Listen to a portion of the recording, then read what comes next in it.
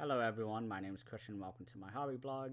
Today we are doing day 4 of Spooktober, 31 days of horror films, and also any movies that kind of fit in with the spooky theme and a Halloween theme. So today I watched a movie that has a whole lot of promise and one that I just really wanted to tweak things here and there, the entirety of it, so it would be so much better. And it's a good movie. I enjoyed it, of course. And what I'm talking about today is Andrew Fleming's 1996 film.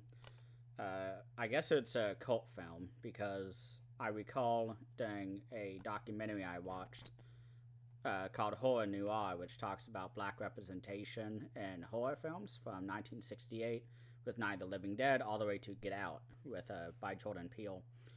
They talk about how this movie kind of slowly became a lot bigger than it was upon release. But I watched The Craft. Again, this movie had a whole lot of promise. This was a movie that I wish could be remade and given a lot heavier sort of diverse perspective in this movie, because one of the main draws for this movie is the main four of our witches in this sort of coven, and one of them is a black woman who is a complete side character. They interviewed her for the Horror Noir documentary and talked about how she was trying to have her character be more involved with the plot because she's just kind of there the entire movie. We have our main character, who I think should have been a lesbian or at least queer, because she did not deserve, or not deserve, she was much better. The guy did not deserve her, Chris. He was an absolute shithead the entire movie.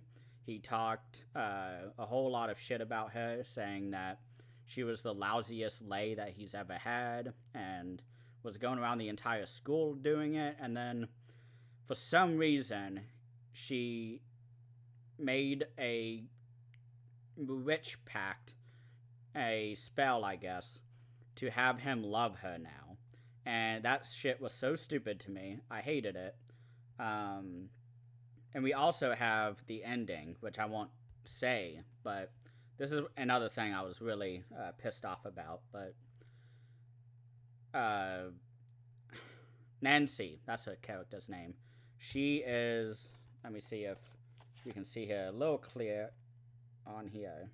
So she's the second one right here. She's the one with the awesome eyeliner and nose ring the entire movie. She did not deserve any of what had happened to her at the ending. It was absolutely disgusting. I hated it. It was one of the most kind of offensive things I'd ever seen in a recent horror movie, and I was just very bothered by it. But the first, I want to say, half of the movie was really fucking good. There's a whole lot of potential in this storyline. And the first thing to do is to not punish these women for finally having confidence in their lives, and for finally just having power in their lives above the bullies and above everybody who has been making fun of them, who have been just shitty to them. One woman is totally racist to Rochelle, and that's sort of like the introduction to Rochelle, is her being called a slur. And it was just so annoying how they sort of gave her a redemption. It made it not a redemption, but there's a scene where Rochelle wishes that she was bald or something like that. And because this racist white woman has been just calling her so many names, has been purposely distracting her while she's doing her diving, and it's just overall very shitty to her. And so Rochelle is like, okay, like, I'm going to cast a spell on you. And in one of the final appearances of Rochelle and this woman together on screen, Rochelle looks on with like a sad look and seems regretful. I'm like, why are you regretful about this? She was absolutely shitty to you. And this was around the time that we get all the spells kind of coming together because our main character, she has Chris, a football player piece of shit, fall in love with her. And he is just like a dog at her heels, which I think can be done a little better if you want to go on that angle that he is just like slobbering basically and just like a servant to her or something. But I mean, even that would be terrible. I mean, I don't know. But there's just so many things wrong with this movie, and I think they can really expand upon this and really make it a masterpiece because there's a whole lot going on in this movie that I think could be done well. I need to watch the interviews that are new with the director on this and see what is going on. But wow, this movie just has so much promise, and I really want this to succeed. But God, that last half of the movie just really dug under my skin. I thought about not even talking about this, but I have a lot to say. And this is one that I think a lot of people love for very good reason. I think the main four witches are absolutely amazing. They did not deserve what they got at the end of the film. Any of them, really. And it's just really kind of gives me a sour taste.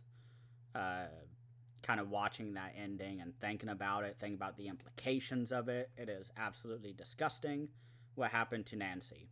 Justice for Nancy, as my friend was just texting me earlier. It is absolutely just, ugh. I want this movie to be a masterpiece, and it can be if there's just a few changes here and there. But I guess after all that rant, what this movie basically is about is Sarah, who is our main woman, who has Chris, the bully football player, fall in love with her. She is a new student at this Catholic school, and she runs into these four women who become, well, not become witches, but are witches, and they are looking for a fourth person into the coven. And so they start noticing that she, Sarah, is doing all sorts of weird stuff. She is spinning a pencil on her desk without touching it. She's using telekinesis.